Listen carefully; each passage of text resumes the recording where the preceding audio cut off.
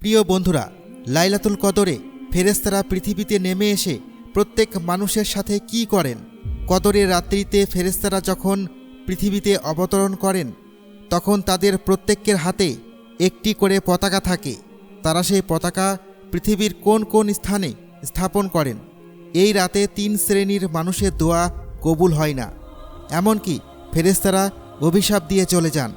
সেই 3 শ্রেণীর ব্যক্তিরা কারা কারা?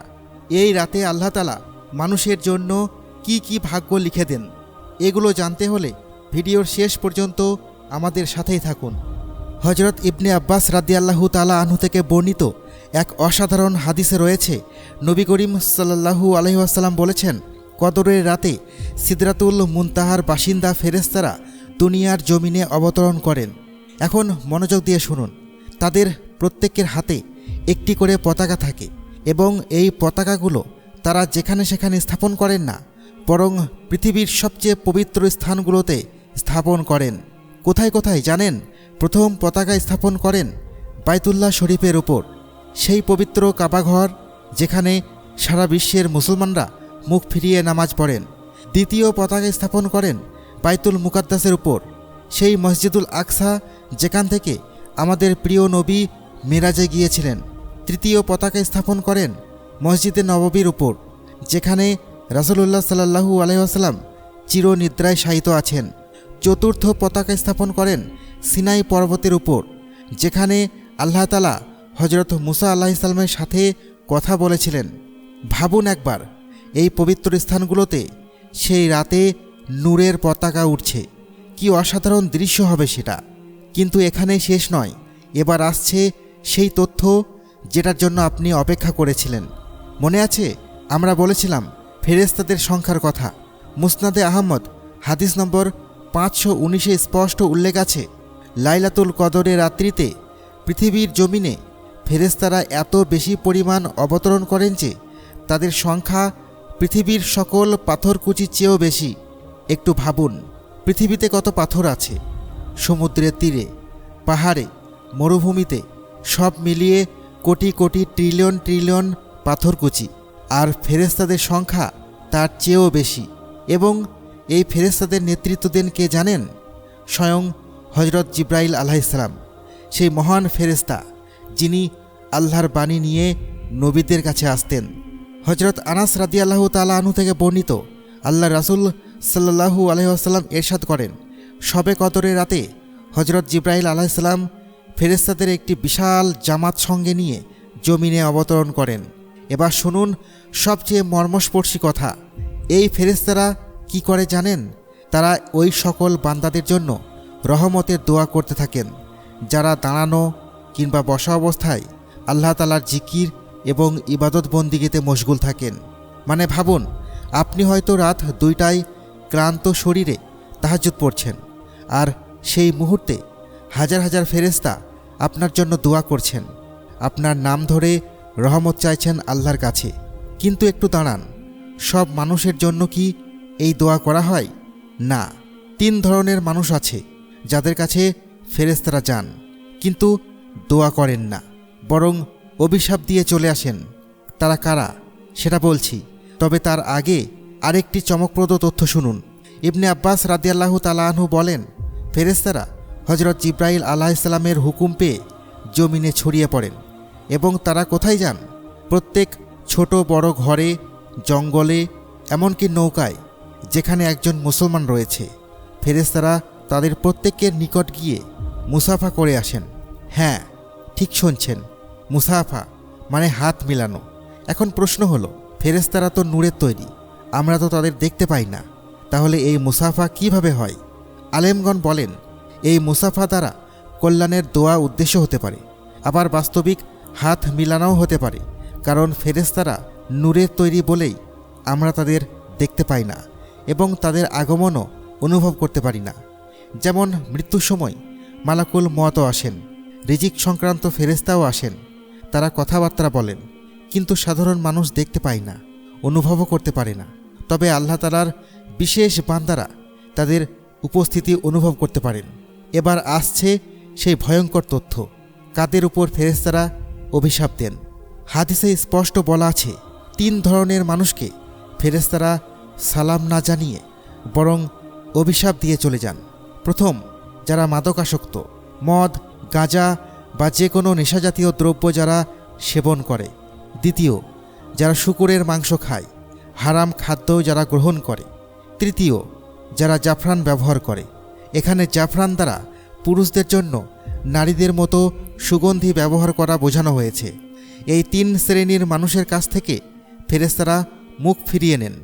কিন্তু এখনও সবচেয়ে বড় তথ্যটা বাকি।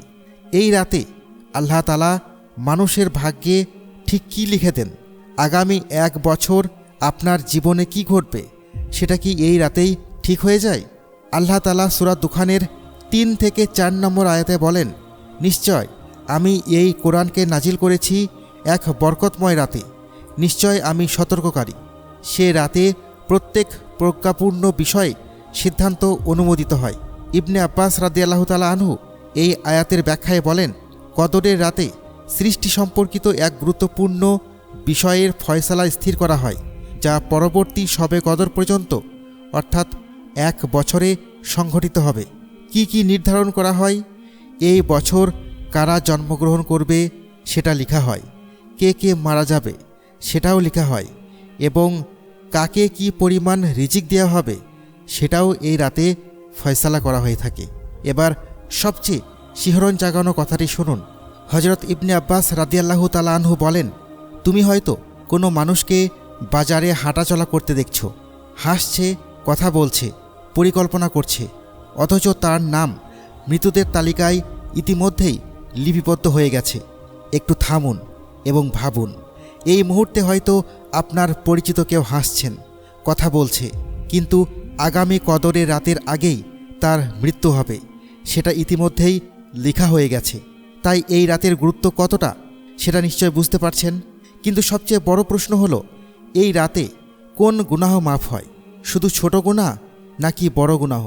হযরত আবু হুরায়রা রাদিয়াল্লাহু তাআলা আনহু বর্ণনা করেন, রাসূল করিম সাল্লাল্লাহু আলাইহি ওয়াসাল্লাম ইরশাদ করেন, যে ব্যক্তি ঈমানের সাথে সওয়াবের আশায় শবে কদরে আল্লাহ তাআলার ইবাদত বন্দেগী করে কাটাবে, আল্লাহ তাআলা তার পেছনের সমস্ত গুনাহ খাতা মাফ করে দিবেন। লক্ষ্য করুন, পেছনের সমস্ত গুনাহ, আপনি জীবনে যত ভুল করেছেন, যত পাপ কাজ করেছেন, সব মাফ। কিন্তু একটি শর্ত আছে, ঈমানের সাথে এবং সওয়াবের আশায়।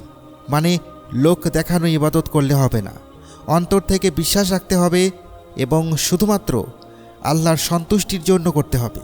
অনেকে মনে করেন এই রাতে শুধু সগীরা গুনাহ মানে ছোট গুনাহ মাফ করা হয়, কিন্তু ইমাম নববী রহমতুল্লাহি আলাইহি বলেন, এই রাতের ইবাদতের দ্বারা সগীরা গুনাহ এবং কবিরা গুনাহ অর্থাৎ বড় গুনাহ ক্ষমা করে দেওয়া হবে। কিন্তু কেন? কারণ এই রাত্রিতে আল্লাহ তাআলার রহমতের ব্যাপক ঘোষণা রয়েছে। এটি আল্লামা মুনজিরি, আল্লামা ইরাকি সহ অনেক উলামায়ে কেরামের অভিমত। মনে আছে, শুরুতেই বলেছিলাম এই রাত 83 বছরের চেয়েও বেশি মূল্যবান। আল্লাহ তাআলা পবিত্র কুরআনের সূরা আল কদরে স্পষ্ট বলেছেন, কদরের রাত 1000 মাসের চেয়েও উত্তম। 1000 মাস মানে কত বছর? 83 বছর 4 মাস। মানে আপনি যদি এই একটি রাত সঠিকভাবে ইবাদত করেন, তাহলে আপনি 83 বছরের বেশিও সময় ইবাদত করার সওয়াব পেয়ে যাবেন। এই রাতের আরেকটি বৈশিষ্ট্য আছে। সাধারণত অন্যান্য রাতে শেষ তৃতীয়াংশ সবচেয়ে বরকতময়, কিন্তু শবে কদরের রাত পুরোটাই বরকতপূর্ণ। সূর্যাস্ত থেকে নিয়ে পরের দিন ভোর পর্যন্ত প্রতিটি মুহূর্ত সমান ফজিলতপূর্ণ। এতে রয়েছে শান্তি, নিরাপত্তা ও প্রশান্তি। মুমিনদের জন্য মঙ্গলজনক ও স্বস্তিদায়ক সব কিছুই এই রাতে ঘটে থাকে। কিন্তু একটা সমস্যা আছে, এই রাত কবে সেটা তো আল্লাহ তাআলা বলে দেননি। তাহলে আমরা কিভাবে বুঝব? তিনি জানিয়ে দিলে হয়তো মানুষ শুধু সেই একটি রাতকেই ইবাদত করত, কিন্তু না জানানোর ফলে মানুষ রমজানের শেষ দশকের প্রতিটি রাত ইবাদতে কাটায়। আল্লাহ রাসূল সাল্লাল্লাহু আলাইহি ওয়াসাল্লাম রমজান মাসের শেষ দশকের বেজোর রাত্রিগুলোতে লাইলাতুল কদর অনুসন্ধান করার নির্দেশ দিয়েছেন। মানে 21, 23, 25, 27 এবং 29 তারিখের রাতগুলোতে বিশেষভাবে ইবাদত করতে হবে। এখন প্রশ্ন হলো, এই রাতে কি কি আমল করবেন? 1. নামাজ পড়ুন, তাহাজ্জুদ, নফল সালাত যত বেশি সম্ভব। 2. কুরআন তেলাওয়াত করুন। এই রাতে কুরআন নাজিল হয়েছিল, তাই কুরআন পড়ার ফজিলত অনেক বেশি। 3. জিকির আজকার করুন, সুবহানাল্লাহ, আলহামদুলিল্লাহ, আল্লাহু আকবার, লা ইলাহা ইল্লাল্লাহ পড়ুন। 4. দরুদ শরীফ পড়ুন। 5. দোয়া করুন, নিজের জন্য, পরিবারের জন্য, সকল মুসলিম উম্মার জন্য। 6. এবং সবচেয়ে গুরুত্বপূর্ণ, তওবা ও ইস্তেগফার করুন। প্রিয় দর্শক, একবার ভাবুন, এই রাতে আপনি হয়তো ঘুমিয়ে থাকবেন অথবা ফোনে সময় নষ্ট করবেন, আর ঠিক সেই সময় লক্ষ কোটি ফেরেশতা পৃথিবীতে নামছেন। জিবরাইল আলাইহিস সালাম নিজের নেতৃত্ব দিচ্ছেন, তারা ঘরে ঘরে যাচ্ছেন। আপনার পাশের ঘরের মানুষ হয়তো ইবাদতে মশগুল, ফেরেশতারা তার জন্য দোয়া করছেন, তার হাতে হাত মিলাচ্ছেন, আর আপনি ঘুমিয়ে আছেন, 83 বছরের সওয়াব হারাচ্ছেন, আপনার সারা জীবনের গুনাহ মাফের সুযোগ হারাচ্ছেন। তাই আসুন আমরা যথাযথ গুরুত্বের সাথে এই রাতগুলোতে আল্লাহর ইবাদত করি, আল্লাহর সন্তুষ্টি অর্জনের চেষ্টা করি। আল্লাহ তাআলা যেন আমাদের সকলকে লাইলাতুল কদর পাওয়ার এবং সেই রাতে সঠিকভাবে ইবাদত করার তৌফিক দান করুন। আমিন।